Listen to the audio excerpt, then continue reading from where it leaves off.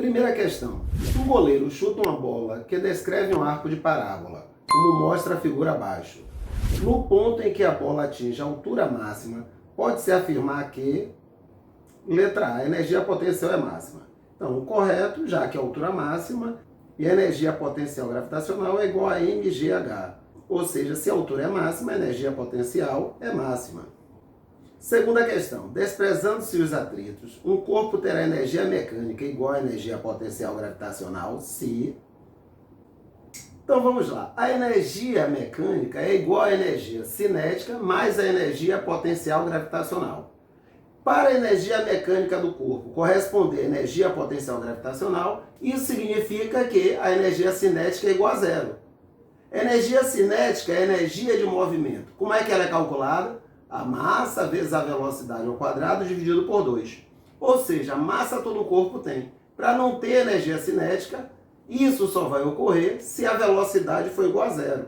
Então, correta a letra D. A velocidade escalar do corpo for nula. Terceira questão.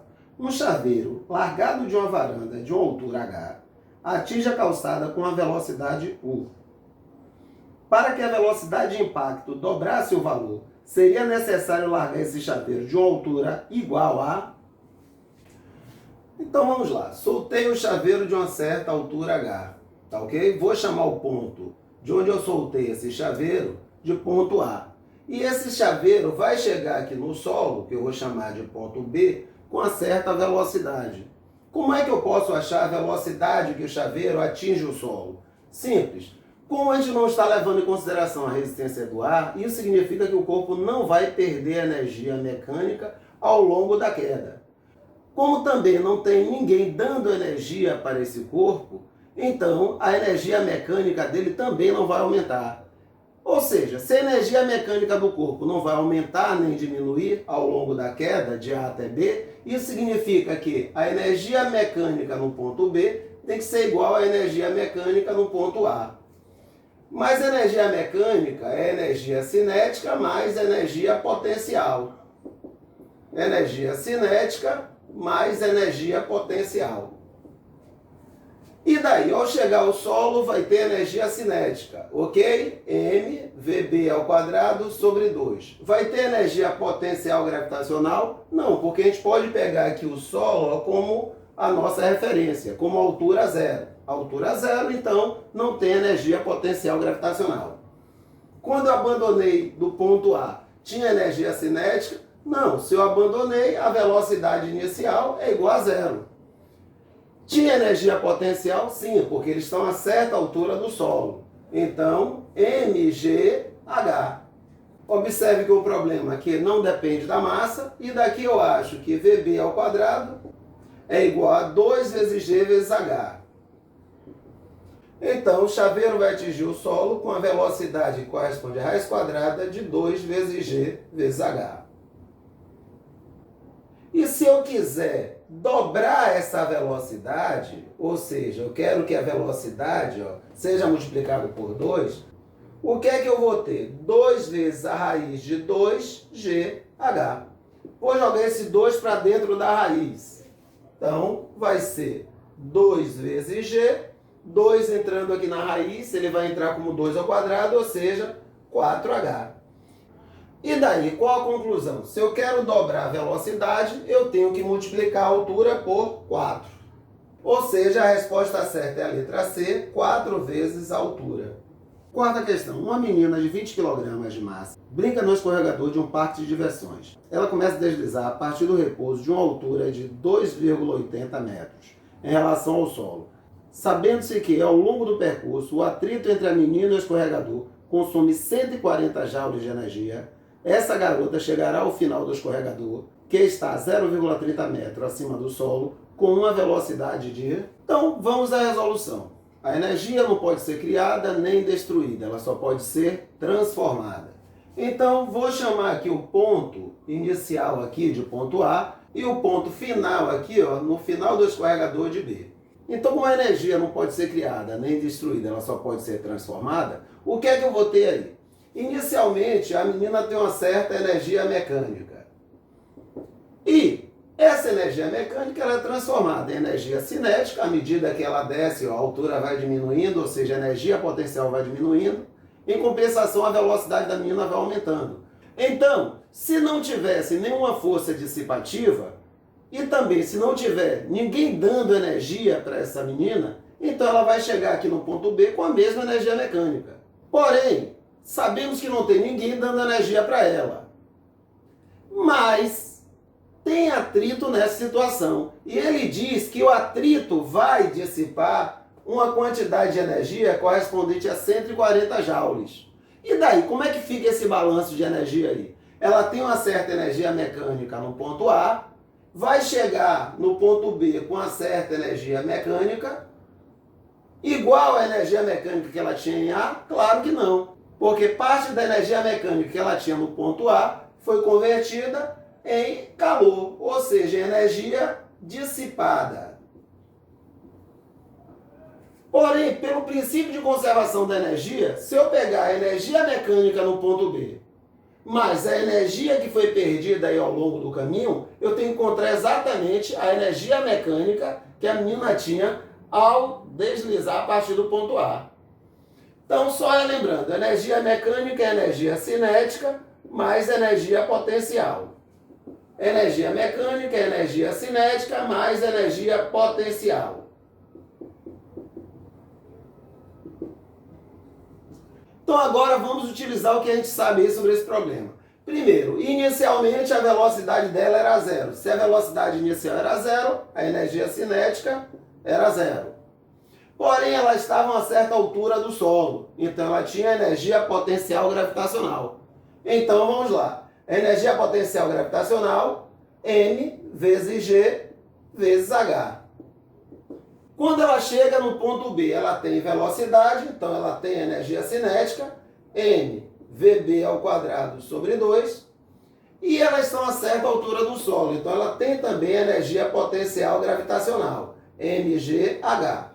A energia dissipada, ele diz que foi de 140 joules.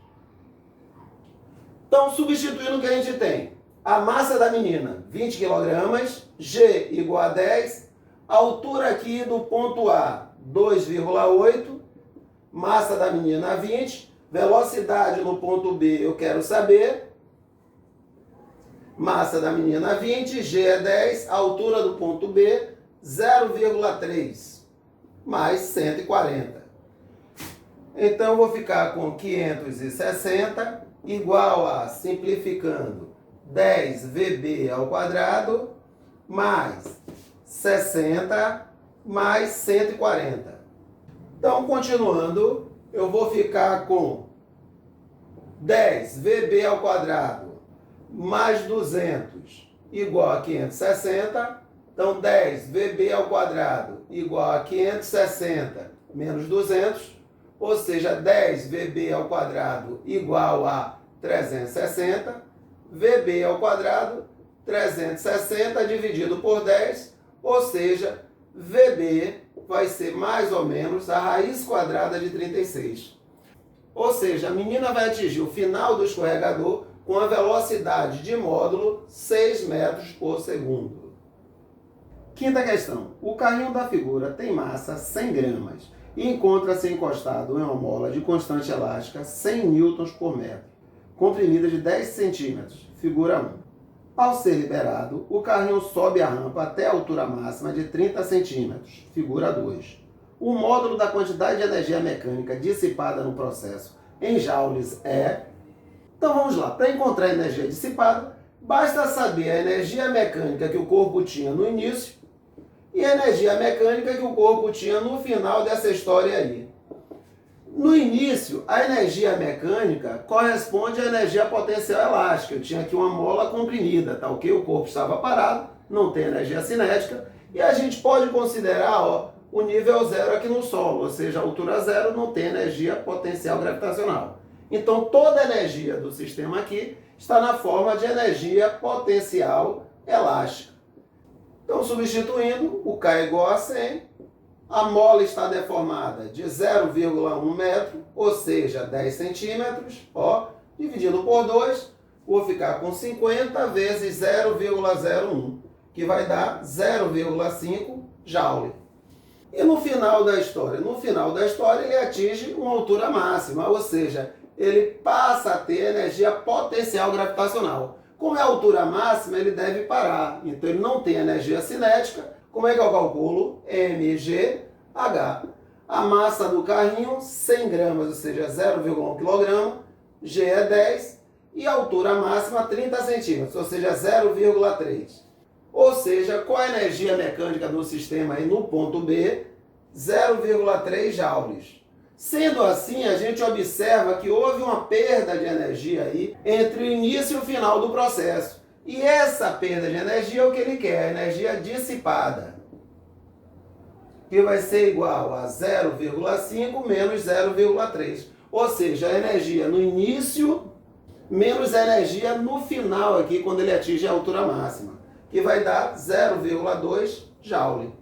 Instruções. Para responder as questões de números 6 a 8, utilize as informações abaixo. Num parque de diversões, um carrinho com 2 jovens, sendo a massa do conjunto 120 kg, está com velocidade de 10 metros por segundo, movendo-se sobre trilhos na parte horizontal e elevada do seu percurso, representado parcialmente no esquema. Considere desprezíveis as forças de atrito e a resistência do ar no trecho representado no esquema e adote G igual a 10 metros por segundo ao quadrado.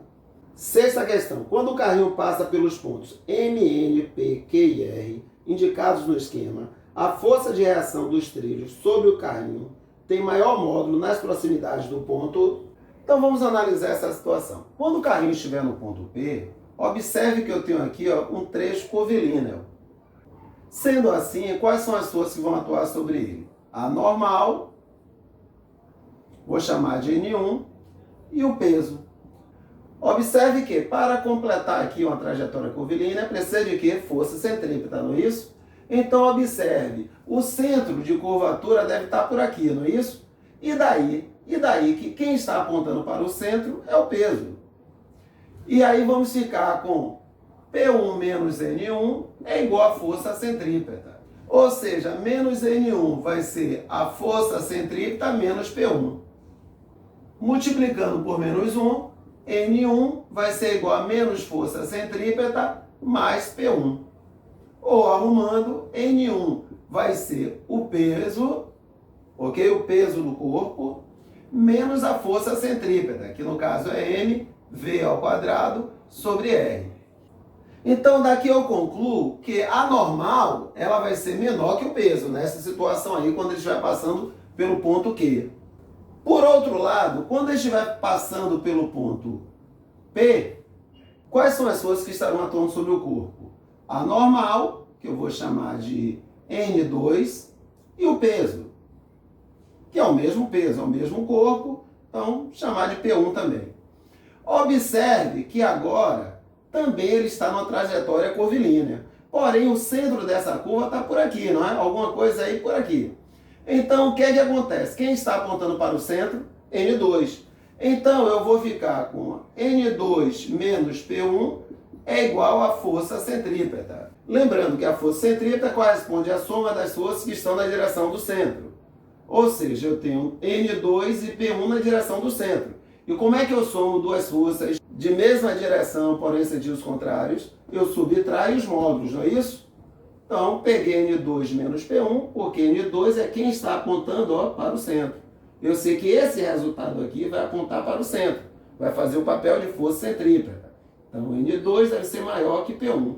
Então, daqui eu concluo que N2 vai ser P1 mais força centrípeta. Ou seja, N2 vai ser o peso do corpo mais mv ao quadrado sobre r. Basicamente, eu quero mostrar o seguinte, que no ponto P, a reação normal é maior que no ponto Q. Enquanto no ponto P, a normal corresponde o peso mais a massa vezes a velocidade do corpo sobre o raio da trajetória, no ponto Q vai ser o peso menos a massa do corpo vezes a velocidade do corpo ao passar pelo ponto Q ao quadrado dividido pelo raio dessa trajetória curvilínea. Quando a gente for analisar aqui, nos pontos M e N, a gente vai ver basicamente o seguinte, a gente vai ter a normal, vou chamar aqui ó, de N3, por exemplo, e aqui o peso do corpo, ó, que aponta sempre para baixo. Observe que é um trecho curvilíneo. E quem vai estar apontando para o centro desse trecho aqui, ó, curvilíneo, vai ser quem? Uma componente do peso. Ó, vamos chamar aqui de PY. Então daqui a gente já pode concluir o seguinte, esse PY aqui, que é uma componente do peso, logo é o peso vezes, né, o seno ou o cosseno de um ângulo, ou seja, é um valor menor que o peso, esse PY aqui, ele vai ser o quê? Ele vai ser maior que a normal, maior que N3. Por que vai ser maior que N3? Porque ele ó, é quem está apontando aqui para o centro da trajetória curvilínea. E isso vai acontecer tanto no ponto M quanto no ponto N aqui. Sendo assim, eu posso concluir que N3 é menor que o peso do corpo. Ou seja, de todas as situações que eu analisei, Marivaldo, você não analisou aqui o ponto N. O ponto N não é muito diferente do ponto M. A conclusão que eu vou chegar é a mesma. A reação normal quando o corpo estiver passando aqui, ó, a reação normal quando o carro estiver passando aqui pelo ponto N também vai ser menor que peso. Ou seja, a resposta correta é a letra C. A reação normal vai ser maior quando estiver passando pelo ponto P. Ah, Marivaldo, você acabou não analisando o ponto R. O ponto R, sem problema, ele saiu do trecho curvilíneo. Então, se ele não está no trecho curvilíneo, a gente sabe que a reação normal, que eu vou chamar de N4, tem o mesmo valor da força-peso. Ok? Então, N4 igual a P1, então isso não altera a nossa resposta. Uma vez que o ponto que é normal continuou tendo o valor máximo, correspondeu ao ponto P. O valor da normal correspondeu ao peso do corpo mais a força centrípeta. Sétima questão. A energia mecânica do conjunto em relação ao solo, quando está na posição indicada no esquema, é em joules igual a... Então vamos lá. Ele quer a energia mecânica do conjunto, ó, nessa posição é indicada no esquema. Energia mecânica, a gente sabe que é energia cinética mais energia potencial. Ou seja, a energia mecânica vai ser igual a... Ele tem velocidade, inicialmente tem. Então, se tem velocidade, tem energia cinética. Ele está a uma certa altura do solo? Está. Então, ele tem energia potencial gravitacional. Então, a energia mecânica deste conjunto aí vai ser a massa, 120, vezes a velocidade inicial ao quadrado, que é de 10 metros por segundo, dividido por 2, mais a massa, 120, vezes g, que é 10, vezes a altura, que corresponde a 20 metros. Então, daqui eu posso concluir o seguinte, a energia mecânica deste conjunto aí vai ser 120 por 2, 60. 60 vezes 10 ao quadrado, 60 vezes 100, mais 120 vezes 10, 1.200. 1.200 vezes 20, eu vou ficar com 24.000. Ou seja, a energia mecânica desse sistema aí é de 6.000 joules mais 24.000 joules. Ou seja, vai ser de 30.000 joules. Ou, colocando em notação científica, 3,0 vezes 10 a quarta joules. Oitava questão. Durante a descida em 15 metros de altura, a energia cinética deste carrinho em joules é igual a... Então, como ele não se referiu a atritos nesse problema, o carrinho não perde energia mecânica. Como não tem também ninguém empurrando esse carrinho, ele não está ganhando energia mecânica. Como ele não está ganhando nem perdendo energia mecânica, a energia mecânica dele no início é igual à energia mecânica dele na posição que eu quero, que eu vou chamar de posição final. No início eu já sei que ele tinha 30.000 joules de energia mecânica. E no ponto situado a 15 metros do solo, ele vai ter energia cinética, que é o que eu quero saber, mais energia potencial gravitacional, que a gente calcula como massa vezes a aceleração da gravidade vezes a altura. Então, substituindo, 30.000 é igual a energia cinética mais a massa do carro, 120, G, 10, altura, 15 metros. E daí eu vou ficar com energia cinética mais 18.000 é igual a 30.000. Então, a energia cinética desse corpo, ao passar pela altura correspondente a 15 metros, é igual a 30.000 joules menos 18.000 joules. Ou seja, vai ser de 12.000 joules. Ou em notação científica, 1,2 vezes 10 à quarta joules.